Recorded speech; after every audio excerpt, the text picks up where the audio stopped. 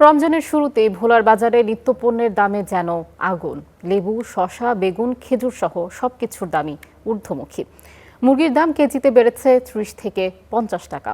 গত এক সপ্তাহে কোনো কোনো পণ্যের দাম বেড়েছে দ্বিগুণ। তারপরও ভোলার বাজারে হঠাৎই উধাও বোতলজাত সয়াবিন তেল।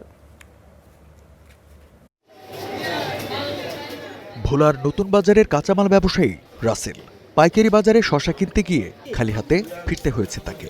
তার অভিযোগ, বাজার চলে গেছে সিন্ডিকেটের দখলে। আমরা কি দাম বাড়াই? আমরা কি সিন্ডিকেট করতে পারি?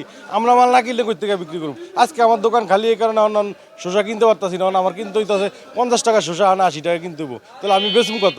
শুধু সবজি নয়, ভোলার বাজারে হঠাৎ করেই উধাও সয়াবিন তেল। এখানেও এসেছে সিন্ডিকেটের অভিযোগ।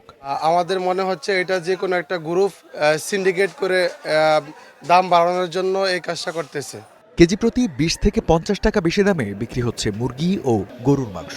৫ থেকে ১০ টাকা বাড়তি ছোলা, পেঁয়াজ, কাঁচামরিচ, টমেটো, চাল, ডাল সহ সব নিত্যপণ্যের। বিপাকে পড়েছেন স্বল্প আয়ের মানুষ। মধ্যবিত্তদের পক্ষে এত দাম দিয়ে মাছ কেনা অনেকটা সম্ভব হচ্ছে না। আগে বলার ছিল ১৬০ টাকা, এখন মনে হয় ১৮০ টাকা।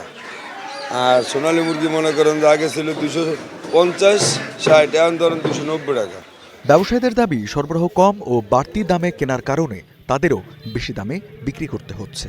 অন্য অন্য ঢাকা ঢুকা বরিশাল চলে যায় আমাদের ভোলার মাল, এই জন্য মাল আনে কৃষকে কম, আমদানির বিশেষ করে মালটা কমে বাড়ে। এই হলো পরিস্থিতি, কোনো সিন্ডিকেট নেই। আমরা কিছু কিনিও না, আমরা চাষিরা দেয় বিক্রি করে দিই। যদি ১ টাকা বেশি পায় কম পায় চাষিরা পায়, আমরা কি এরি, আমরা আড়তদারি করি, আমরা অন্য কিছু বুঝি না।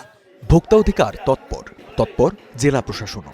বাজার তদারকিতে ৫ সদস্যের কমিটিও গঠন করা হয়েছে।